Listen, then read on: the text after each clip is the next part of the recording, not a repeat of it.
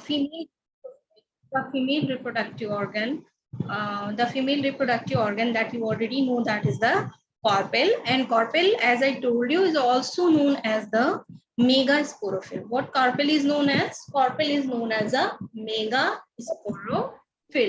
Megasporophyll means there is a formation of megaspore inside this megasporophyll. Fill means leaf-like structure. Megasporophyll, I mean the leaf that bears megasporangium, that will be the megasporophyll.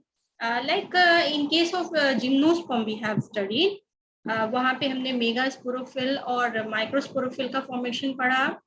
And similarly यहाँ पे भी जो stamen है that is considered equivalent to microsporophyll, and carpel is considered equivalent to megasporophyll.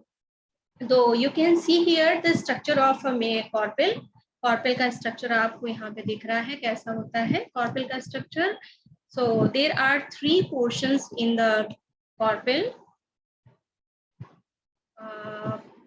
The terminal portion. This terminal portion, that is receptive part, also known as the stigma. This tube-like structure is a style, and lowermost part is the ovary. Lowermost part is what? Lowermost part is the ovary, and inside ovary there is a ovule. Ovary के अंदर क्या है? Ovule है, ठीक है. And what is inside ovule? Ovule के अंदर है embryo sac. Now I will describe everything one by one. And before that I want to tell you one thing. जब आपने वहाँ पे मेल गैमेटोफाइट का डेवलपमेंट पढ़ा तो आपने देखा कि यहाँ पे मेल गैमेटोफाइट में 2 मेल गैमेट बन रहे हैं और ये एक ट्यूब न्यूक्लियस है ना. ये जो वेजिटेटिव सेल है ये बिल्कुल कन्वर्ट हो जाती है पॉलन ट्यूब में, और जो जनरेटिव न्यूक्लियस होती है वो डिवाइड होकर के क्या बना देती है? 2 मेल गैमेट और उसी के अंदर ट्यूब न्यूक्लियस है. Let me recall this. मैं एक बार फिर से इसको रिकॉल कराती हूँ. This is the structure of a microspore और पॉलन ग्रेन. तो पॉलन ग्रेन के जो स्ट्रक्चर होते हैं उसमें एक्साइन और इंटाइन होता है और अंदर एक न्यूक्लियस होती है. Now nucleus divides into the 2 nucleus. This nucleus divides mitotically into 2 nuclei. One is the vegetative nuclei and second one is the generative nuclei. And vegetative nuclei, this portion convert into the vegetative cell, and generative nucleus converts into the generative cell. Now this generative nucleus will divide and develop into the 2 male gamete, and this portion of the vegetative cell it will develop into the pollen tube. ये tube like structure इससे बन जाएगा और ये exine और intine का portion बाहर छूट जाएगा. तो ये हो गया आपका pollen tube. अब फर्टिलाइजेशन के समय क्या होगा? What will happen at the time of fertilization? जो pollen tube है that will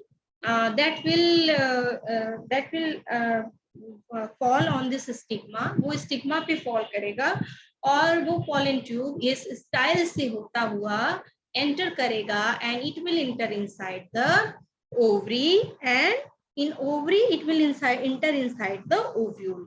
वो ओवरी में एंटर करेगा, फिर ओवरी में जाके वो ओव्यूल में एंटर करेगा. ओव्यूल में एंटर करेगा तो ओव्यूल के अंदर, जो कि मैं अभी आपको थोड़ा डिटेल में बताऊंगी, वहां पे एक तो एग होता है and there is 2 polar nuclei. तो वो जो 2 मेल गैमेट होते हैं उसमें से एक मेल गैमेट एक को फर्टिलाइज करेगा और दूसरा मेल गैमेट पोलर न्यूक्लियाई को फर्टिलाइज करेगा. अभी जब मैं इसके स्ट्रक्चर को एलाबोरेट करूंगी तो ये चीज आपको और अच्छे से समझ में आएगी. मैं जस्ट एक आपको रफ आइडिया दे देती, अभी मैं इसको और अच्छे से एक्सप्लेन करूंगी आगे चल के. तो let me explain you about the structure of ovule. अब हमें देखना है वो ओव्यूल जो ओवरी के अंदर पाया जाता है उसका स्ट्रक्चर कैसा होता है. तो etch ovule has a central body. Her ovule की एक सेंट्रल बॉडी होती है जिसे बोलते हैं न्यूसेलस. क्या बोलते हैं उस सेंट्रल बॉडी को? न्यूसेलस. और दैट न्यूसेलस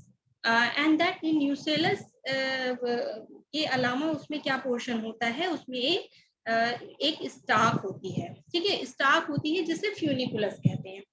अब ये जो सेंट्रल बॉडी है न्यूसेलस है, हाँ सॉरी, न्यूसेलस है, और ये न्यूसेलस है जो है ये दो इंटेगमेंट से कवर्ड होती है, दो मेम्ब्रेन से ढकी होती है, outer integument and inner integument. This is, देखो this is the massive body called nucellus and this two membranes, inner integument and outer integument, है ना।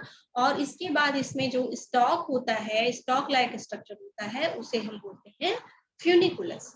एंड अब ये हर ओव्यूल में जो इसकी सेंट्रल बॉडी होती है, इसके दो एंड होते हैं, है ना। एक माइक्रोपाइलर एंड होता है end another one is a chalazal end. Micropylar end end chalazal end. तो माइक्रोपाइलर एंड क्या होता है, जहां पे ओपनिंग होता है, गैप होता है। तो ये ओपनिंग और गैप कैसे जनरेट होता है, जब जहां पे ये बिल्कुल कवर्ड नहीं होता है, इनर और आउटर इंटेगमेंट जिस पोर्शन पे एब्सेंट होते हैं, वहां पे पोर लाइक स्ट्रक्चर डेवलप हो जाता है, जिससे हम बोलते हैं micropyle.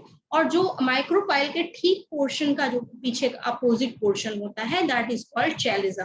This portion is a chalaza, this portion is a micropyle, and this is the stalk called funiculus. और ये जो इसको ये कवर कर रहा है, कभी इस पोर्शन को राफी कहते हैं। एंड हिलम क्या है, hilum, hilum is the point of attachment of the stalk funiculus with the nucellus. जहां पे फ्यूनिकुलस उससे अटैच होता है, that is called the hilum. तो it was all about structure of ovule. अब इसमें बेटा ये ओव्यूल डिफरेंट तरीके के होते हैं, जैसे ये जो आप स्ट्रक्चर देख रहे हो, this is the structure of anatropous ovule. Anatropous ovule का स्ट्रक्चर है ये। एनाट्रोपस ओव्यूल सबसे most common type of ovule है। It is found in more than 80% angiospermic family. तो ये एनाट्रोपस ओव्यूल कैसा होता है, इसमें जो माइक्रोपाइल और कैलिजा है, ये बिल्कुल अपोजिट एंड पे होते हैं, और जो फ्यूनिकुलस होता है वो उसके पैरेलल होता है। जो स्टॉक है वो कैसे अरेंज है, उसके पैरेलली अरेंज है ना। इसके 180 डिग्री पे पैरेलली अरेंज है। Micropyle and chalaza they are present at the opposite end. एक तरफ माइक्रोपाइल होता है, एक तरफ कैलेजा होता है, और फ्यूनिकुलस कहाँ होता है, इट इज सिचुएटेड पैरेलली। तो this is the example of anatropous ovule. Second thing is orthotropous. देखो यहाँ पे फिर से वही एनाट्रोपस ओव्यूल का जो है एग्जांपल दिखा रहा है, माइक्रोपाइल, कैलेजा एंड ये जो साइड में स्टॉक है, this is called the funiculus.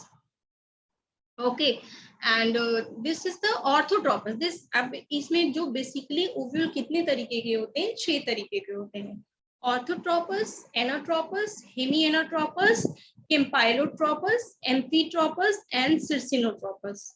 Okay, तो ऑर्थोट्रोपस में क्या होता है, एक तरफ माइक्रोपाइल है और एक तरफ चैलेजा है, और जो स्टॉक है वो उसके ठीक नीचे की ओर है। मतलब ये पैरेलली नहीं प्रेजेंट है। आप ये देखो, ये this is the micropyle, this is the chalaza, और ये जो स्टॉक है ये इसके ठीक नीचे है ना, सीधी लाइन पे ही है। Means micropyle, chalaza and funiculus all lie in the same line. वो सभी एक ही लाइन में है। This is the micropyle, this is the chalaza, and this is the funiculus. Micropyle, chalaza and funiculus all lie in a straight line, and in an anatropus, micropyle and chalaza lie in a one line and funiculus lies parallel to it. देखो ये funiculus है, ये इसके parallelly arranged है। Third one is a Hemy anatropous.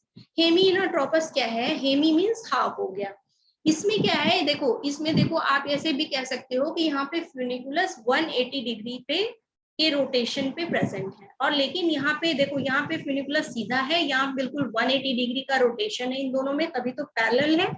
यहाँ पे जो funiculus है ये 180 डिग्री की रोटेशन पे। आप ये देखो, माइक्रोपाइल है, चैलेजा है अपोजिट एंड पे, और उसके 90 डिग्री की एंगल पे कौन प्रेजेंट है, स्टॉक।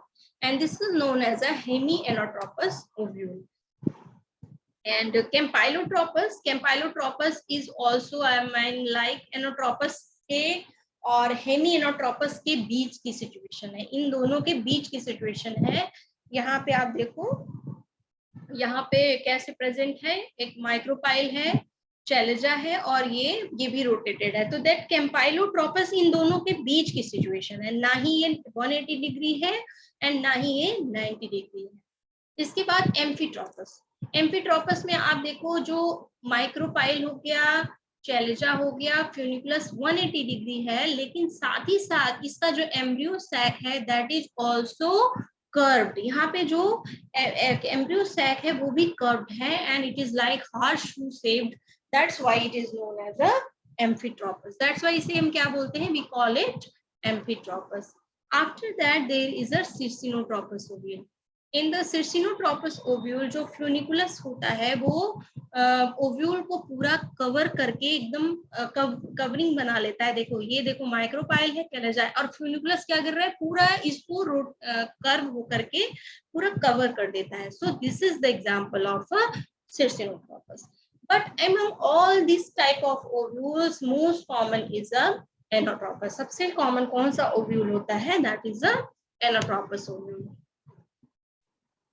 तो ये तो हो गया बेटा types of ovule. Now types of placentation. What is the meaning of types of placentation?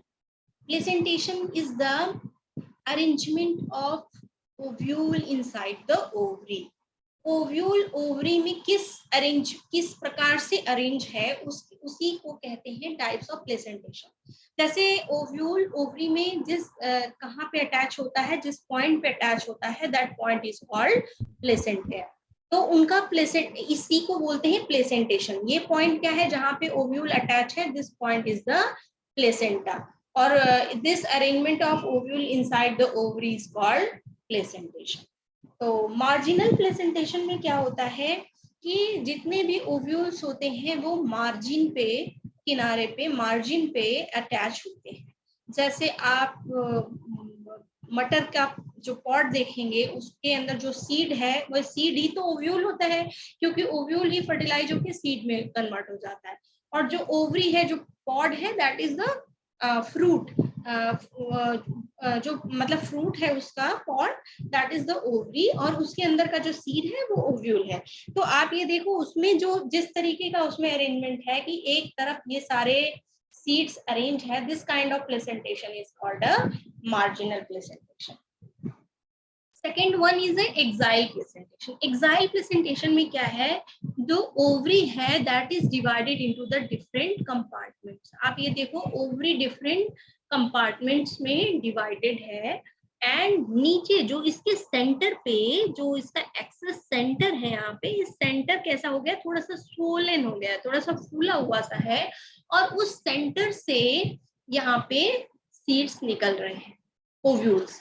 This is called exile placentation. Exile placentation का एग्जांपल है टमाटर। आप काट के देखिए, आपको बहुत अच्छा सा एक्साइल प्लेसेंटेशन समझ में आ जाएगा कि वहां पे जो swollen पोर्शन सेंटर में होता है उससे सभी सीड्स लगी होती हैं। या फिर आपको सोलानेसी फैमिली की कोई भी फ्रूट्स हो, चिली हो गया, आप कैप्सिकम कट करके देखो कैसे सीड्स नीचे सेंटर की ओर मासिव पोर्शंस पे सारे सीड्स लगे होते हैं।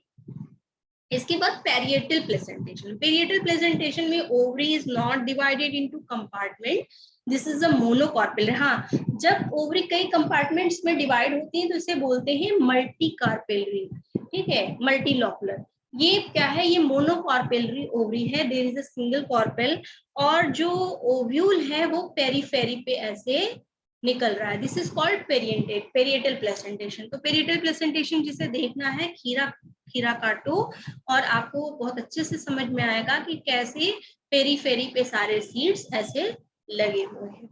And free centre placentation. Free centre placentation और एक्साइल प्लेसेंटेशन एक जैसा ही है, बस दोनों में डिफरेंस क्या है, देखो इसमें डिफरेंट कंपार्टमेंट्स हैं, बट फ्री सेंटर प्लेसेंटेशन में डिफरेंट कंपार्टमेंट्स नहीं होते हैं। इसके बाद है आपका बेसल प्लेसेंटेशन। बेसल प्लेसेंटेशन में क्या होता है, एक ओवरी ऐसे बेस पे लगी होती है, this is the basal placentation. तो ये हो गया डिफरेंट तरीके के प्लेसेंटेशन का एग्जाम्पल। तो आई सपोज कि आपको ये समझ में आया। Any confusion, any doubt? सबको समझ में आ रहा है ना? Yes ma'am. Okay, Let me proceed further. Now the megasporogenesis and embryo sac development. Megasporogenesis क्या है? The process of formation of megaspore is the megasporogenesis. मैंने आपको बताया है कि जेनेसिस वर्ड का मतलब ये होता है जनरेशन या फॉर्मेशन. किसी चीज के बनने को बोलते हैं मेगास्पोरोजेनेसिस.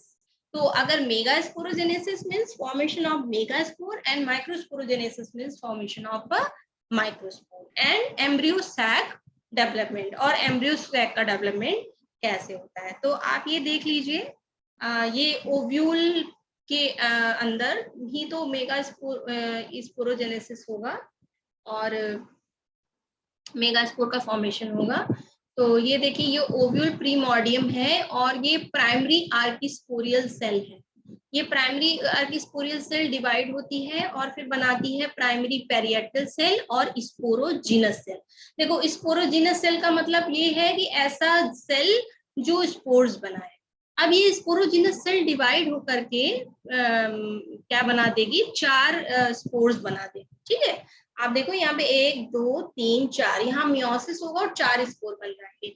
इन चारों स्पोर में से केवल एक स्पोर फंक्शनल है, बाकी सभी डीजनरेट हो जाए. ठीक है, this is the functional megaspore and rest 3 get degenerated. अब ये जो फंक्शनल मेगास्पोर है बेटा, बहुत ध्यान से देखना.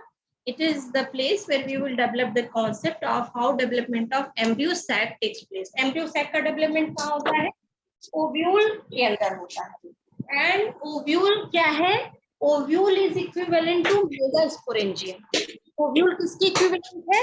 मेगास्पोरेंजियम. देखो, प्लीज म्यूट योरसेल्फ. कोई म्यूजिक सुन रहा है बेटा? म्यूट कर लो.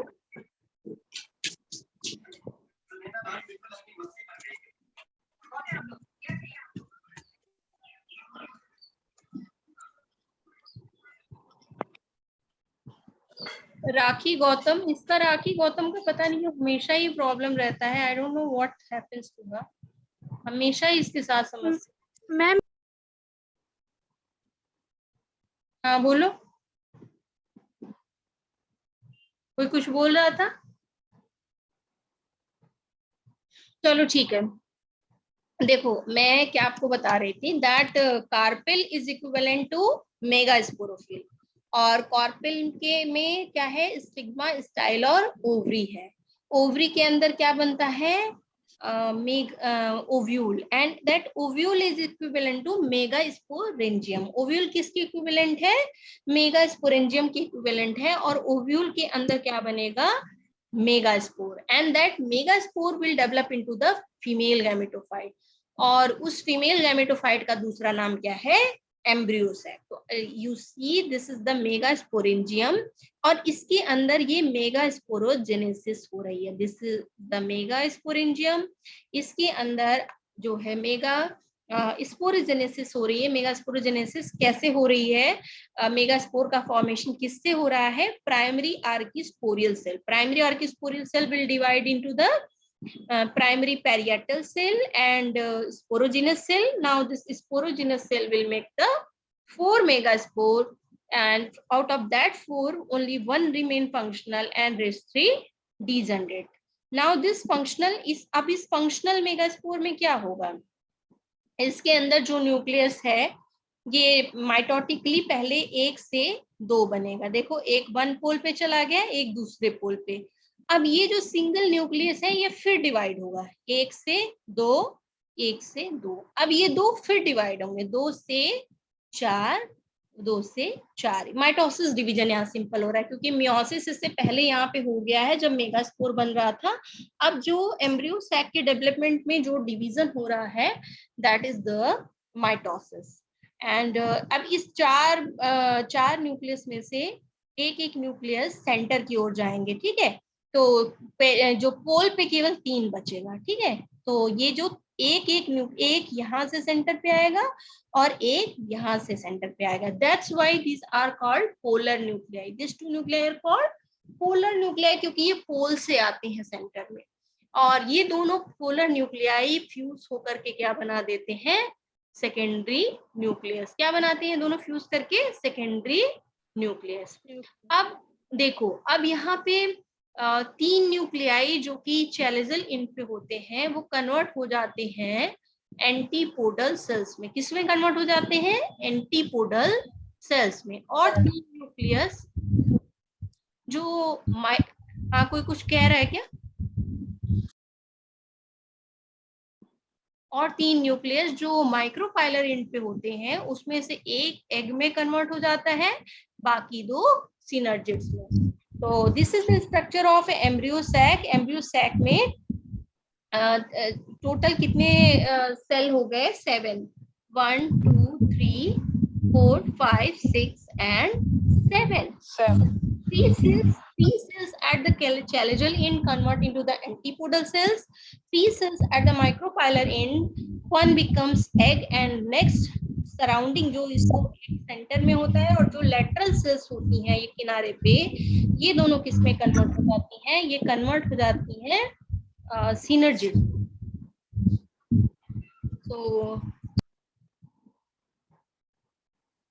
So this is the structure of a female gametophyte. जो फीमेल gametophyte होता है वो that is a 7 celled structure। लेकिन अगर न्यूक्लियस के पॉइंट ऑफ व्यू से आप देखोगे तो यहाँ पे 1 2 3 4 5 6 और ये इसमें 2 न्यूक्लियस फ्यूज होकर के एक बनाते हैं। ये देखो 2 न्यूक्लियस हैं, ये दोनों फ्यूज करके क्या बना देते हैं? Diploid secondary nucleus. तो अगर इस पॉइंट ऑफ व्यू से देखोगे तो इसमें ये एग्जाम में बहुत पूछा भी जाता है कि जो आप डेवलपमेंट देख रहे हो, this the basic polygonal type of embryo sac. Actually plants में कई तरीके के एम्ब्रियोसेक्स पाए जाते हैं। तो this is the most common type of embryo sac and found in more than 80% of angiospermic family, and it is called polygonum type of embryosac। इसे कैसा एम्ब्रियोसेक बोलते हैं? Polygonum type of embryos. तो ये हो गया आपका डेवलपमेंट। तो इसमें 7 सेल और 8 न्यूक्लियस होते हैं। How many cells? 7 cells and 8 nucleus. And it is a monosporic. Monosporic means केवल एक मेगास्पोर से डेवलप हो रहा है। So the basic polygonum type of embryo sac is a monosporic 7 cell and 8 nucleate. ये याद रखना, ये एग्जाम में जरूर पूछा जाता है। ठीक है, समझ में आ गया? किसी कोई डाउट है? No ma'am.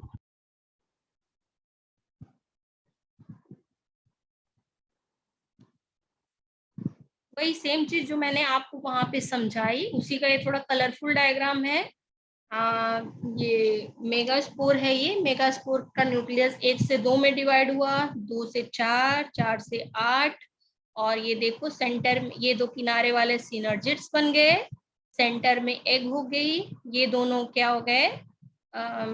जो पोलर न्यूक्लियाई हैं ये फ्यूज होकर के सेकेंडरी न्यूक्लियस बना देंगे।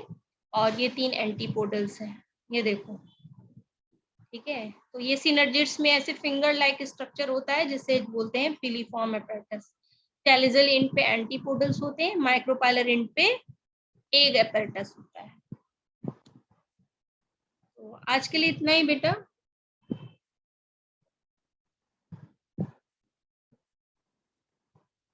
Okay okay ma'am. ठीक है, एनी डाउट?